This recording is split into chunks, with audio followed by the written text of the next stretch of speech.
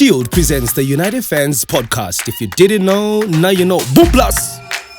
Hi guys, welcome to It's not even that kind of party. Welcome to United Fans podcast. I go by the name of the most electrifying man in sports entertainment. No. The Rock is the most electrifying man in sports entertainment. If you are the most electrifying man in sports entertainment, I've got to be Stone Cold Steve Austin. He's the red card coming. I'm Arthur Bonakawa, all the way from the DRC.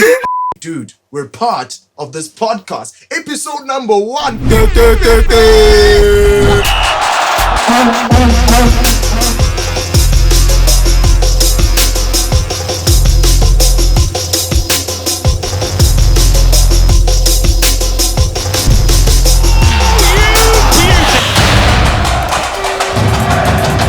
And if you're wondering what the United Fans podcast is all about, it's not about just these two sexy dark chocolate men. In fact, we talk about some serious business. Atil, I've got pre-match for you. Okay. I've got first half for you. And I've got second half. What else we got? Oh, full time. And of course, after the full time, you have to go to the coaches' interviews, right? The coaches' interviews, post-match interviews right here on the podcast. You can watch and listen. Tell everybody, your mom's best friend, her child, her this, all of them. Tell them to come to the place, you know.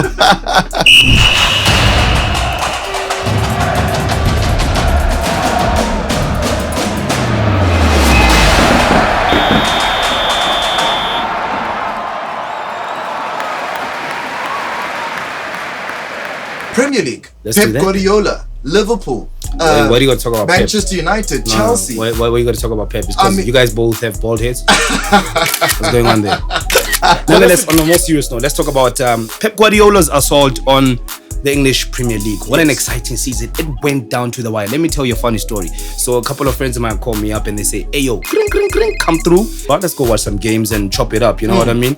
And the one side, TV, that's Manchester City. The other side is Liverpool. And on the little phone, we had like Man United because it's Man United. And why does the phone have to be little? I don't know why you downgrading. Because the screens are like 53 inches, bro. Oh, okay. You know inches matter. Nice. Black Oh, cars, no. I see what you did there. So we're watching these games and it's Liverpool. One time it's Man City. No, it's Liverpool. One time it's Man City. Oh no, nothing happening at Man United. The rat race towards the end of the season. Rat race to the season. Where were you? How did you take it? How was that experience? Man, I didn't take it well. I mean, I'm a Chelsea fan and you know what's happening at Chelsea. The Russian owner. We're going to get into that political stuff later, throughout the podcast. I was expecting Liverpool to have the season that would really cement them as one of the greatest of all time. Because, just 2-3 seasons ago, they won their first title, which was massive. After 30 years. 2 Africans in there, Sadio Mane, 3 actually, Sadio Mane, Mohamed Salah, Naby Keita doing Matip the big... as well? Yeah, Matip as well, the Cameroonian, jeez. But does he consider himself Cameroonian though? Comment ça va? Ça va bien. Okay. Je m'appelle oui Cameroon. Alright, great. Look, Pep Guardiola's doing well with Manchester City, right? And a well-oiled machine is exactly how you can describe the citizens. If it's not broken, don't fix it. They were able to get to the end of the season. I was expecting them to pick up a Champions League title, but player rotation is going to come into play. But Atir, you know the genius that is Pep Guardiola. In that lovely bald head of his, he always overanalyzes it and he destroys it for himself. And it happened yet again this season. He was on the cusp of greatness, but nonetheless, it's a disappointing season if you're a Man City fan because your club didn't win the Champions League. In fact, it went to who? All I wanna is a big body Benz. Okay, alright. Karim Benzema. Speaking about that, there was a meme of yes, there was. I'm sure you probably must have seen it somewhere on the socials, right? Where Pep Guardiola is giving the players an idea of how to win the Champions League, and he's got a lot of X's and noughts and stuff on the paper, and then I love how the Real Madrid coach, what's his name again? Carlo Ancelotti. Just pass it to Karim Benzema and he's got to score the winner. So definitely they're playing with a new identity, and it's always important to beef up your squad for the new season. If you're not able to bring a team that can compete in all competitions, remember it's not just the Premier League. That's the bread and butter of English football. That's where Liverpool really wants to shine, but they've got to consider FA Cup, they've got to consider Champions League, they've got to consider the World Cup. I know we will talk on the World Cup, but can I just mention that we're going to have the domestic league happening at the same time that the World Cup is taking place. Imagine the type of headaches that most of these managers are going to have when their top stars are literally vying for the Jules Rimet trophy, monsieur. I think you got to consider that, man. I see you. Look, I think he doesn't know. Don't forget the hashtag United Fans Podcast, the Shield United Fans Podcast. Hashtag, if not us, then who? Whether it's on the sports field, the social scene, or staying active with the fam, we all need confidence to move our way. And the best confidence booster, knowing that when you break a sweat, your deodorant won't let you down. Shield's 72-hour non-stop sweat protection with motion-activated technology is the only deodorant that reacts directly to movement, so you stay fresher longer. So however you move with confidence. Shield, it won't let you down.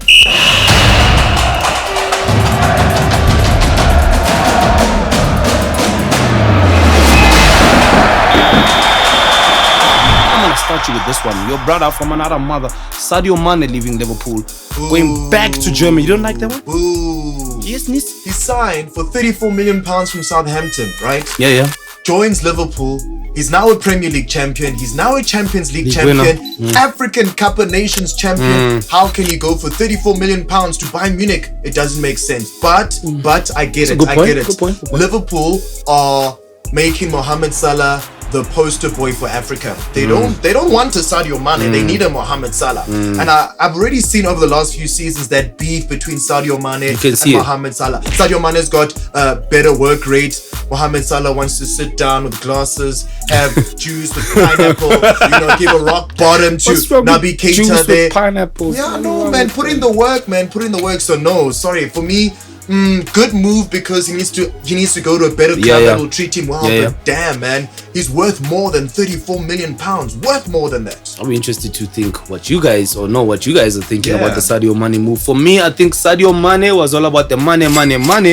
Because think about it, he was the 11th best played player at Liverpool Football Club. Exactly. Bloody Oxlade-Chamberlain was getting more money than Mendem. Yes. How is that possible that a man who's all the accolades that you just mentioned, current African Footballer of the Year, Champions League winner, EPL winner, is earning 100k? Yes. 100, that's it. Shocking, eh? That's shocking. That's very, very shocking. There's no way superstar. No money for Mane. No money. Maybe it's for his cousin. I don't know what happened there, but nonetheless, I think Mane to Bayern Munich is gonna be an interesting one. On the cheap, the Germans often do the deals quite cheap. They get a lot. They got away with a lot in terms of that. Unlike the Man United premium, where talk is Frankie de Jong maybe moving to Manchester United.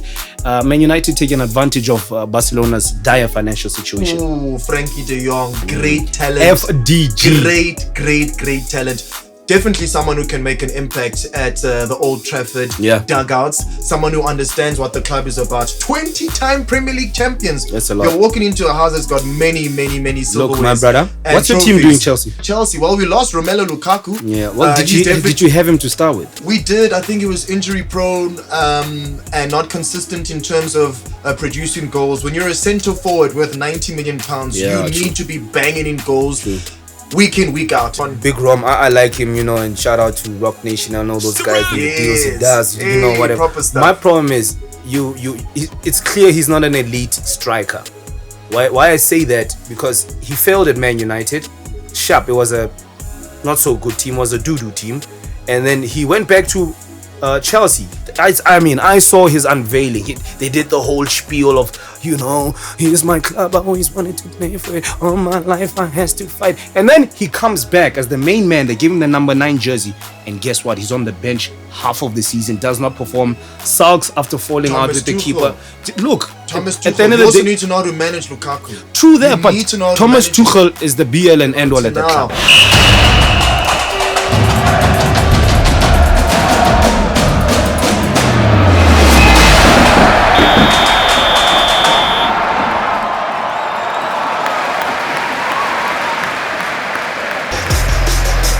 In tennis, Naomi Osaka. She struggled so much with her personal confidence and she struggled with depression and anxiety. So much so that she missed a lot of major There were 4 competitions. majors? Yes, the 4 majors. One of the 4 majors is US Open, French Australia. Open, Australian Open. What am I forgetting? Wimbledon as well. Can't remember which one she missed. I think it was Wimbledon that she missed out on, and the US Open that's also coming up. Which is ironic in our own home country. Exactly, and she might not compete in it. There's something about mental health that is of great importance, especially when you are a global star. The whole world is watching you. 11 million people are watching you. See what I did there? Nonetheless, So, my brother, like this topic for me is quite a serious one, and I take it with seriousness. In terms of Naomi Osaka, it's not easy if you're in the public eye and are going through very private issues. Yes. It's almost as if they expunge themselves and they become extra in terms of the pressure for you. I look at Naomi Osaka and still very young. Yeah. And imagine to hit the stardom levels that she did after Yes. defeating the Williams sisters. Yes. And then both of them, you know what I mean? Which is no mean feat. I mean, you can ask Shevchenko, Parapenko, and all the other Krenkos that tried to beat the Williams sisters, and it didn't happen for the men. As well with a high profile relationship as well. I think was she dating Rory McIlroy? Yes. Yeah, yes, so yes. that also adds another pressure onto itself. But Atil, man, it's not easy in terms of dealing with these social pressures. Surely I know my demons inside. Why can I not go to a professional and say, I need help? You can afford it. Because Because generally you'll be making news on the Daily Mirror the next day. nah, but it's I think they are bound by professional courtesy. You know what I mean? It's like you going to a lawyer and Yes, in they're in confidence. confidence. Yeah. They can't really divulge who they're seeing. If they do, they should get barred from practicing. I mean, the average Joe on the street, I think, cannot afford to go see a psychologist. And if you're a multimillionaire athlete, you have the resources. Why not dip into it and rather suffer in silence? You know what I mean? Yeah, right. It's also an element part of life coaching, a mentorship program. Maybe that's what they have. I like that mentorship program. But again, it's very neutral. There isn't a personal attachment to the player. You need someone attached to the player 24, not even 24/7. In the definition of a 24/7 is, but consistently close and with them all the way through. Dude, think about the South African context. How many footballers have been destroyed by substance abuse, for instance? So that topic we can go on and on about, and it's a topic close to my heart, and I'm sure to yours as well. So shout out to you for touching on it as well, my brother. Hey man, hey look, we always need to have these conversations. Sports as a way to help us break away from how difficult our lives are. You know, you've got a stressful Speak for wife, yourself. stressful children that make you go through the craziest of days every day of their life. We can break away right here at the Watch United Fans Podcast. Jeff, Awesome. I'm gonna get it right by episode Fantastic. 5. I'm manifesting by actually season 13.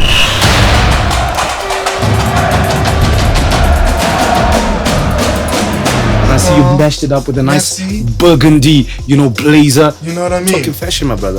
Fashion and sports is Yeah, a big it's a thing big as thing. well. True. We just recently had the Nanda Africa Cup, which is also called the Sports of Kings. It was the very first time that they opened the event to the public, because generally it's just for members. 77,000 rand per ticket. So what? 77,000 rand per What ticket. am I getting for 77K? Well, to see horses rise Di against pere. each other. Yes, dude. Stop horsing But around. anyway, we also have the Durban July happening, right? Which is one of the biggest horse racing events in the country. Do you see how people look when they rock up there, man? How much of that is actually for horse racing, man?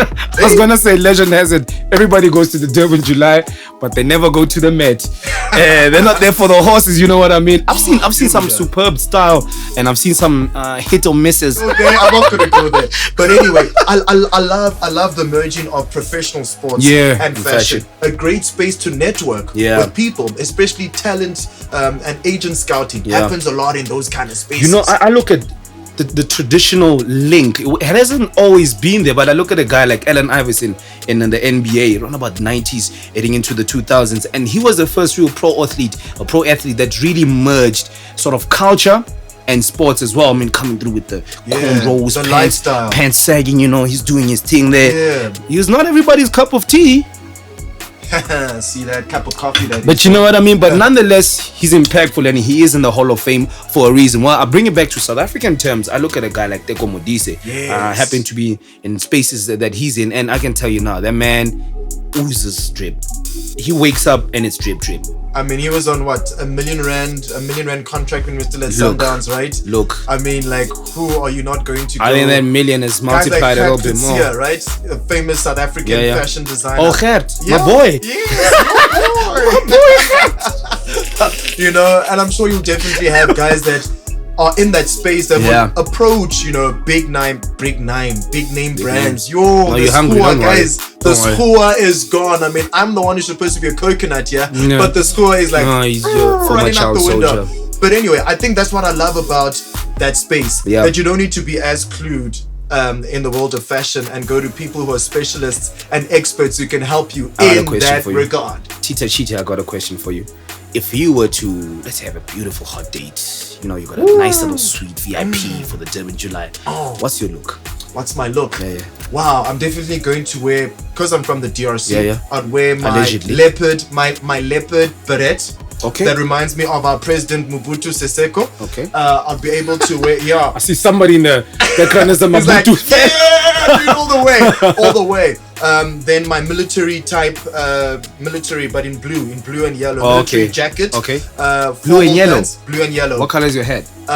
Brown and black and lights. Somebody loved. She just caught that. Thank you. Is that the ghost anchor? Just supposedly ghost anchor. So now continue with this lovely and then just ensemble. My normal kick and bobozas, bro. I've got to keep it African. What color are your pants? Probably white. Wait, guys. No, guys. No. That's a wrap, we have more time to just critique. Okay. We'll be back. The United Fans Podcast. If not us, then who? If not now, then when? We out, Arturo.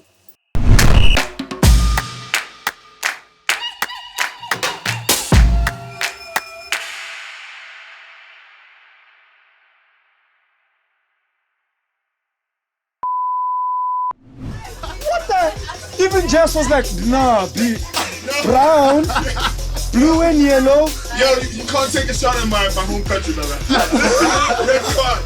Bro, is this who you guys got to represent you, lads? Those colors. United Fans Podcast, the Shield United Fans Podcast.